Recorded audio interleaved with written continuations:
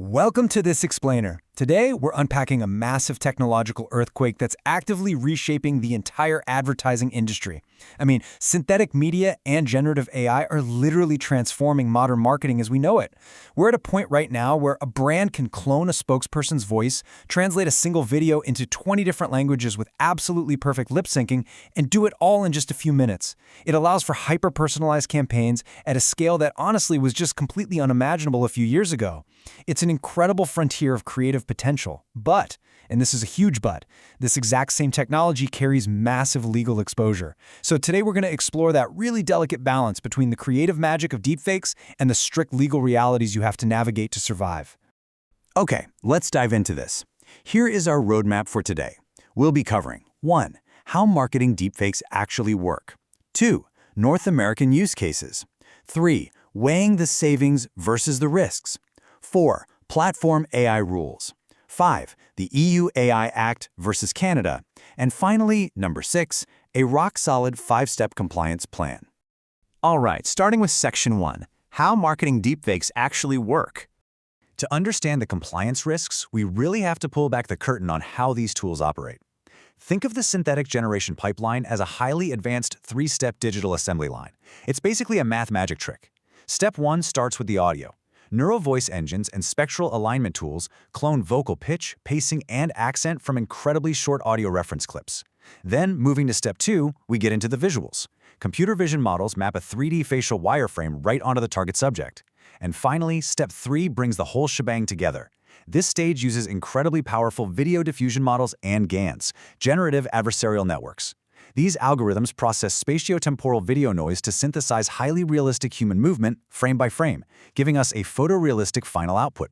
Now, what's really interesting about this slide is how the tech avoids that awkward, poorly dubbed look. Computer vision models have to perfectly align phonemes, which are the actual audio speech sound units you hear, with visemes. And visemes are the corresponding visual mouth shapes. So the AI is literally mapping the spoken sound directly to the precise muscle movements of the face, seamlessly tying the audio to the synthesized video. And here's the crazy part. You don't need a PhD in computer science to do this anymore. Platforms like HeyGen and Synthesia are leading the charge for enterprise video avatars, while 11 Labs pretty much dominates voice cloning. For pure video generation, we're seeing tools like Runway Gen 3 and Pika, with Adobe Firefly handling the generative imagery side. These platforms have taken that highly complex digital assembly line we just talked about and simplified it into user-friendly text prompts and APIs. They've totally democratized the technology, putting studio-level power directly into the hands of your everyday marketing teams. Which brings us to Section 2, North American marketing use cases. Why are brands so eager to adopt these tools right now? Well, it really comes down to what we can call the rule of 3 for synthetic marketing. Brands are deploying this tech primarily for 3 major applications. First, hyper-personalized customer outreach at massive scale. Imagine generating thousands of individualized video messages that address clients by name automatically, just triggered via an API. Second, rapid multilingual dubbing. You can take one video of your CEO and instantly localize it into dozens of languages with perfect lip syncing, entirely bypassing traditional studio overhead. And third, deploying virtual brand ambassadors, digital avatars that represent your brand 24/7 across global channels. To anchor these abstract concepts, let's look at some concrete North American examples. Up in Canada, Tim Hortons successfully utilized audio synthesis for their heritage hockey campaigns, literally bringing historical moments back to life. Meanwhile, global legacy brands like Snickers are actively leveraging dynamic synthetic video ads to instantly adapt their content for highly localized regional markets. So these aren't just futuristic concepts, right? This is exactly how major brands are winning with synthetic media today. All right, let's pivot to Section 3, weighing savings against core risks. Time for a bit of a reality check. 80 to 90%. Let that number sink in for a second. That represents the massive potential drop in video production budgets when shifting from traditional studios to synthetic generation.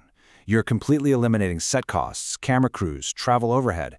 A global campaign localization that used to take months of painstaking work can now literally be completed in hours.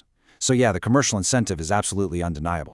But we have to juxtapose that immense scale and savings against the severe risks. Listen, I want to speak directly to you for a moment. If your team deploys these assets recklessly, the fallout can be catastrophic.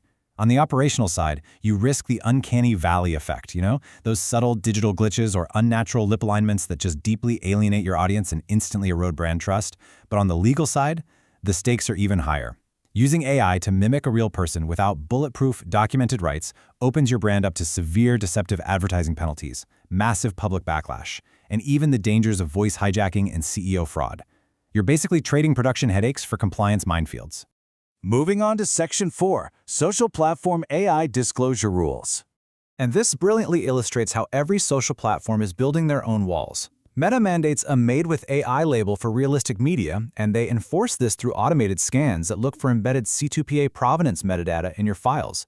YouTube, on the other hand, requires you to manually check their altered or synthetic content box for realistic human depictions, and failing to do so carries a severe demonetization risk.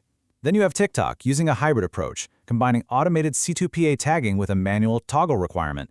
Publishing synthetic marketing media without knowing these specific gates, it's a fast track to getting your account suspended. Let's shift gears internationally for Section 5, the EU AI Act versus Canada. Okay, brace yourselves for this staggering number, 15 million euros. Under the European Union's regulatory framework, this amount, or up to 3% of a company's global annual turnover, is the potential penalty for failing to comply with their AI transparency rules. It is massive. So, the crucial point is understanding Article 50 of the EU AI Act.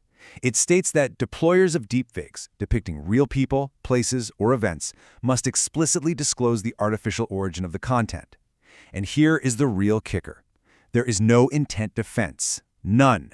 The obligations apply regardless of whether you actually meant to deceive anyone. So claiming ignorance or saying it was just a lighthearted marketing campaign will absolutely not save you from those violations. Now let's contrast Europe's highly punitive landscape with the current situation in Canada. Canada's specific proposed federal AI law, IDA, actually died when Parliament was prorogued in early 2025. So right now, Canada relies on a voluntary code of conduct. But do not mistake this for a free-for-all. Canadian marketers are still fiercely bound by existing statutes. If you mess up, you're facing the Competition Act for misleading advertising, PIPEDA for privacy and biometric violations, and provincial personality rights laws. The regulatory frameworks are different, but the legal teeth are still incredibly sharp. Finally, we reach Section 6, the 5-step compliance plan. Consider this your essential survival guide. Let's move to see how this builds a comprehensive shield for your brand's reputation. Step 1. Secure explicit written talent contracts specifically licensing synthetic visual and voice reproduction. Handshakes do not work here. Step 2. Preserve C2PA metadata in your workflows. Whatever you do, don't strip out those digital watermarks. Step 3. Apply clear, visible labels or audio disclaimers on your media. Step 4. Strictly follow the platform protocols we discussed earlier. And Step 5. Audit your external vendors and agencies to ensure their workflows comply with UAI Act standards, because their liability, it can very easily become your liability.